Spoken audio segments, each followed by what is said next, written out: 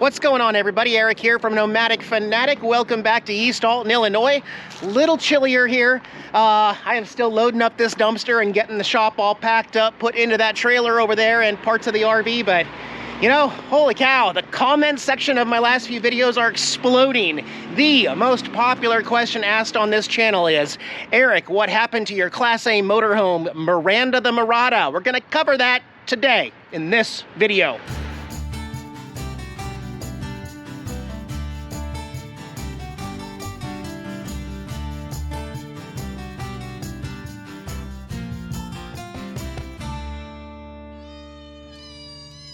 Yeah, so it is getting a little barer and different looking here at the shop as I continue to make progress. I'm about 3/4 done.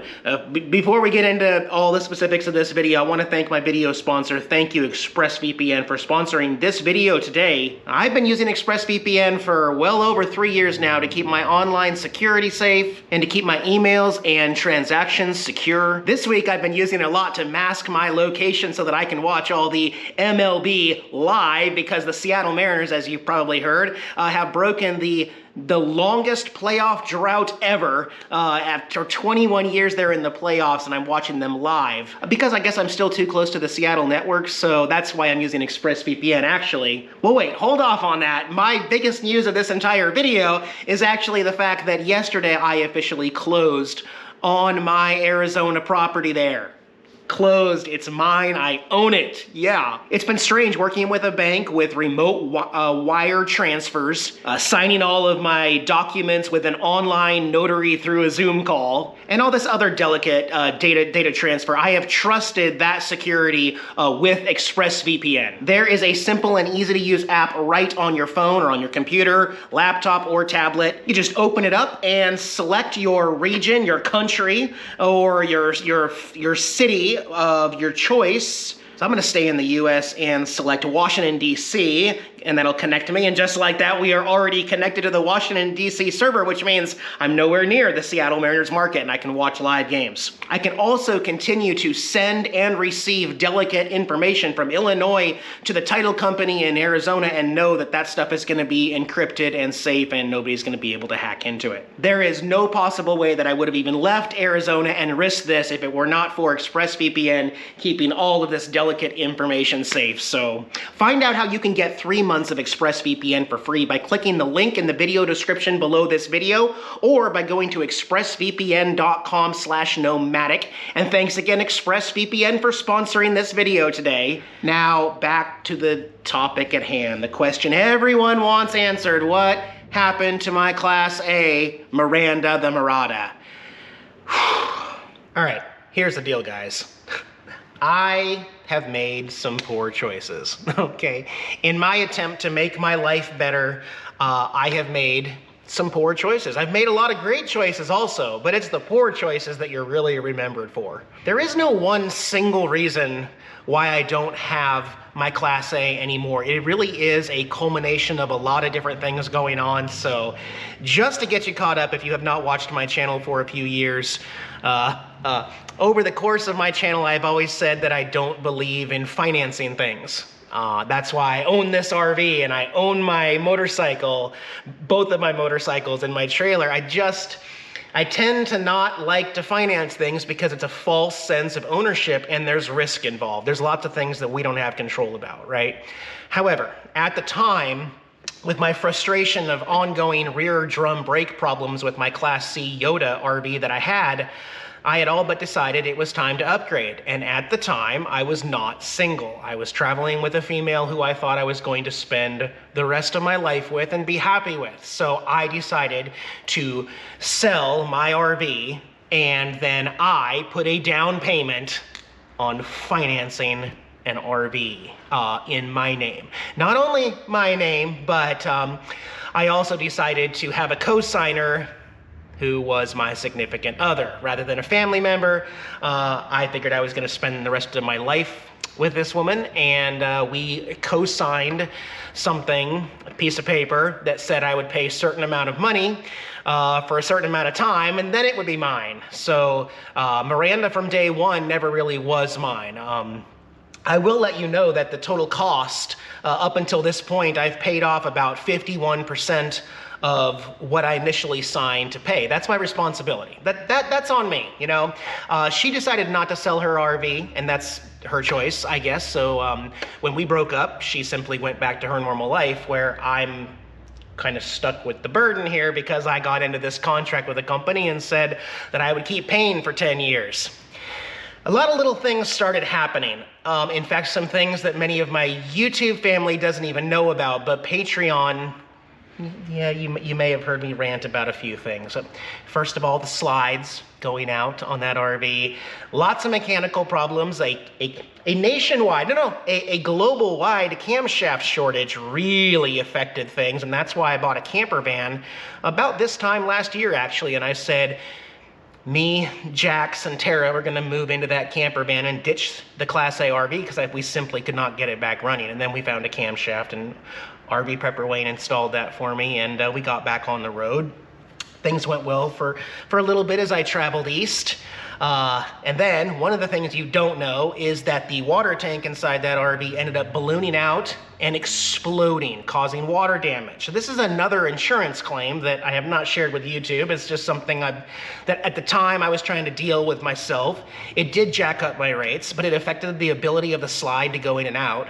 So I could no longer use my big main slide. Before it was like, I could use it, but it's really noisy and it's tricky to get back in.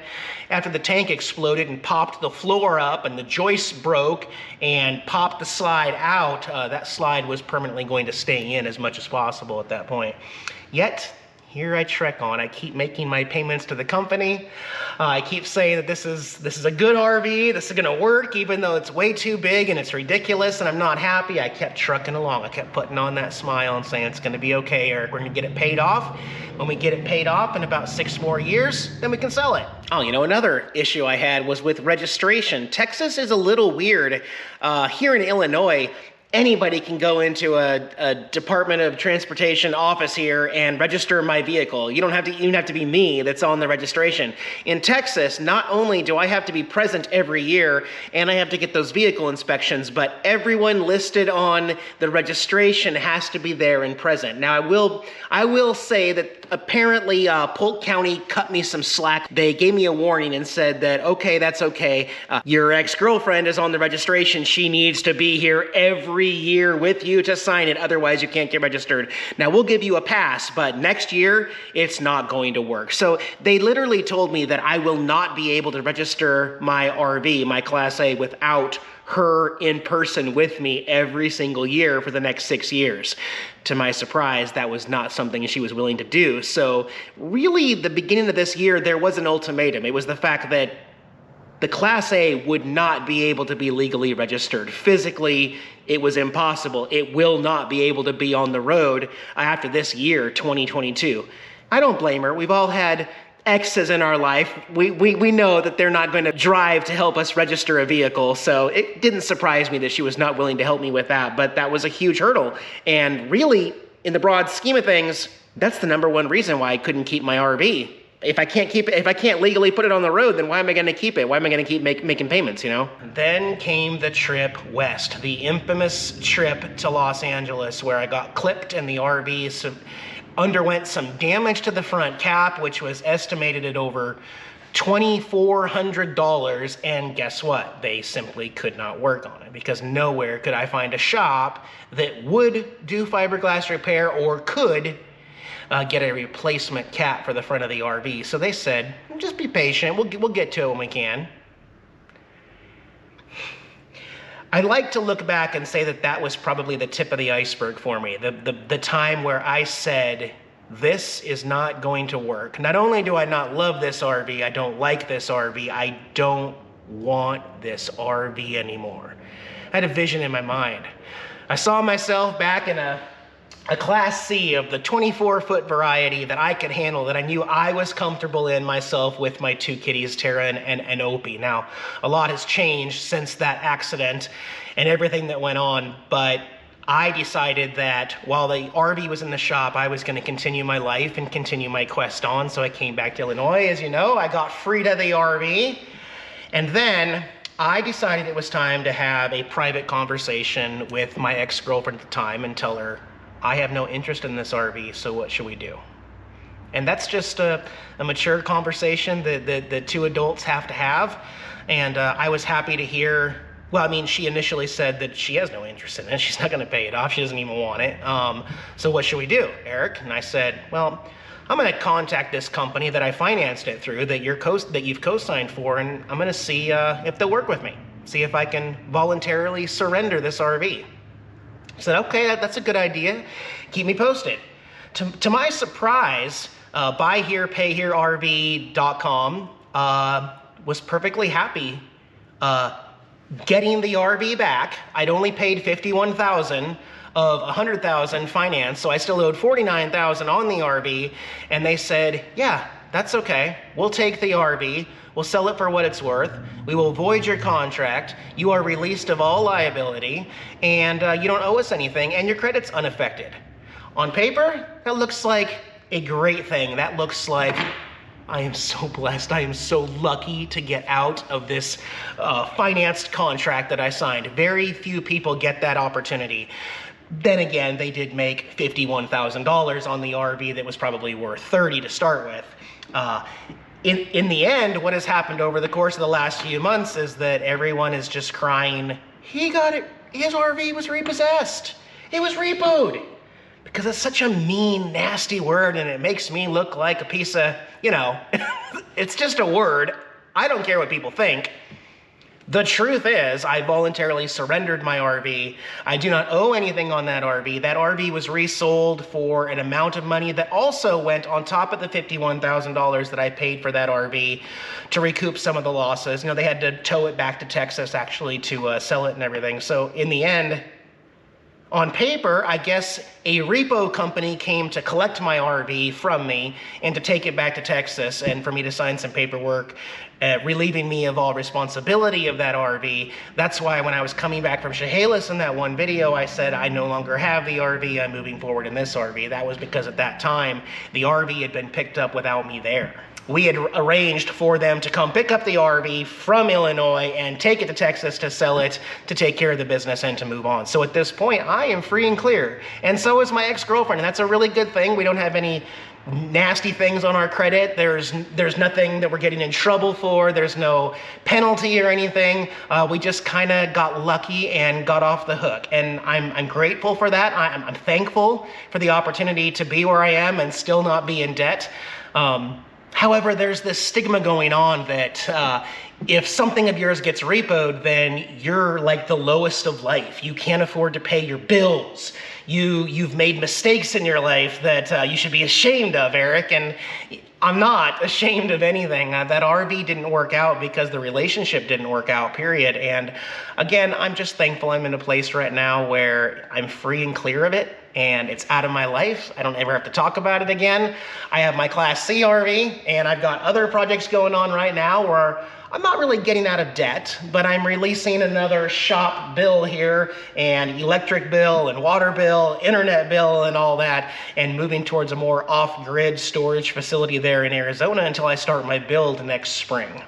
So that is what is going on with Miranda. The Murata. I no longer have the RV. I am no longer on the hook for the RV, thank goodness. And we can move forward and go on awesome explorations in this RV. Of course, you know, the future and the property. I'm still just glowing because I was able to close on the property and everything went so smoothly. And I'm like, I can't wait to get back and see Kevin and Carolyn and Felix and the property and see my blue tiny house, which we still have to name. Put your name suggestions in the video description below, guys. I'm leaning towards Babe the Blue Box. That's what I'm leaning towards. Somebody had also said the Smurf House or something. I mean, eventually I'm gonna have a matching blue garage, just like Kevin has, I'm sure, for my motorcycle and other tools and stuff like that. So it won't be the only blue building on my property, but I've talked with Wayne, RV Prepper Wayne, and I think it would be awesome to have him on the property and have him have his own little site there. Him and I can do projects as we go throughout the year next year as far as improvements on the land, and I am just really excited about the future. With that said, I still have some epic plans and journeys this fall and this winter into next spring in different parts of the country. So anyways, the purpose of this video was just to get you caught up. So now we're all caught up. If you have any more questions that I missed, put them below. You know how rumors work. I just felt it was time to address this issue publicly to my viewers. I feel like you have the right to know, even though in anybody else's life, this would just be a private matter and we could just move on. But in my life, I feel like I have to address everything. And anyway, moving on, new adventures in my next video. Oh, you guys want to see Tater and Opie? I'm seriously 3/4 done packing, guys, and then we start bringing stuff into the RV. The big fridge freezer is going to go right there. We'll have boxes loaded up here. We'll have boxes up here. We're going to load up the trailer with boxes. You guys, what's up with you guys? You guys is hungries? You guys is hungries? My fuzzy butts need some num-nums. All right, I'll get that in just a minute, guys. Responsibilities, I tell ya. Some of us have to take care of kitties. All right, guys? So, I'll see you in a couple days. You guys be well. From Opie and Tara and I, we will see you soon. Bye, guys.